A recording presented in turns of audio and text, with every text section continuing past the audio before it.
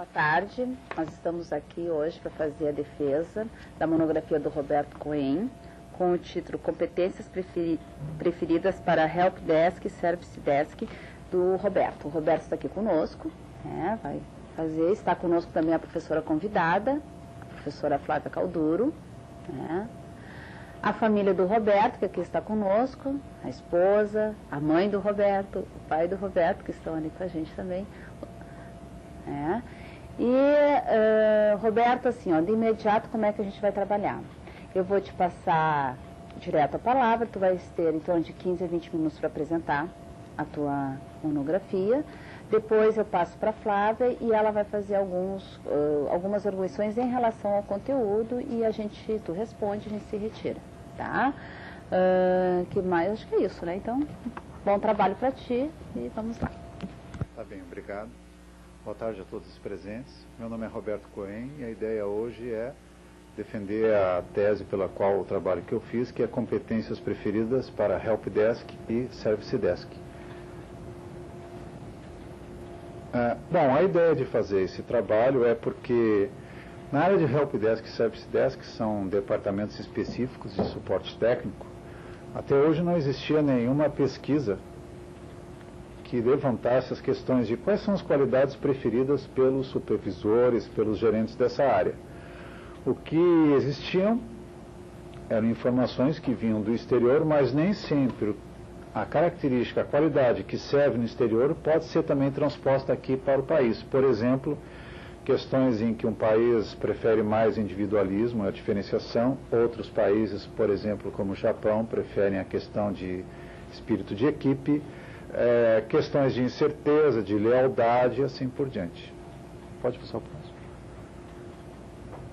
Então, os objetivos desse trabalho era revelar a necessidade de treinamento, o que é que o pessoal precisa ser treinado em função do que os supervisores desejam contratar, organizar um programa de educação definindo o que deve vir primeiro, o que deve vir depois, ou seja, camadas em que a pessoa, o técnico, vá aprendendo progressivamente.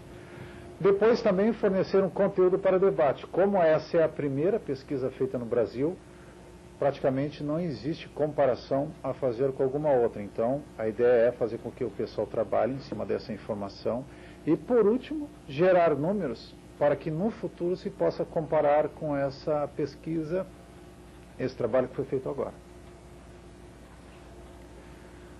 Dando um resumo de como é que foi feito, do método trabalhado em cima disso, nós fizemos uma pesquisa quantitativa, foram aceitos mais ou menos 300 pessoas, dessas 300 pessoas nós retiramos uma amostra de 144 pessoas e as pessoas se inscreviam através de um formulário na internet, vários outros sites de internet convidavam as pessoas para participar, havia um termo de consentimento no início, a pessoa preenchia, recebia um correio eletrônico na sua caixa postal e obviamente esse correio eletrônico ele deveria ser de uma instituição, então nós evitamos trabalhar com Yahoo, Terra, UOL e tudo mais para que houvesse evitar duplicação e características desse tipo.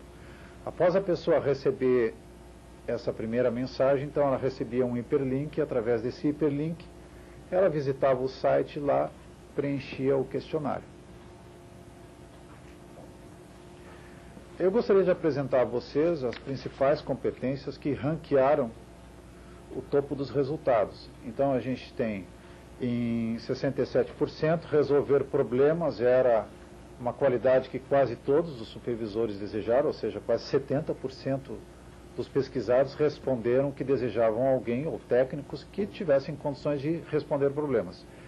Depois, dar e receber feedback, um percentual um pouco inferior, e ainda nós temos aí um grupo de mais 3 qualidades ou competências, que é a habilidade para perguntar e poder encaminhar as questões de uma maneira adequada, raciocínio lógico, para evitar se contagiar com questões emocionais e tudo mais que pudessem conduzir a questão para outros lados. E por último, dessas que estão elencadas, trabalhar sob pressão.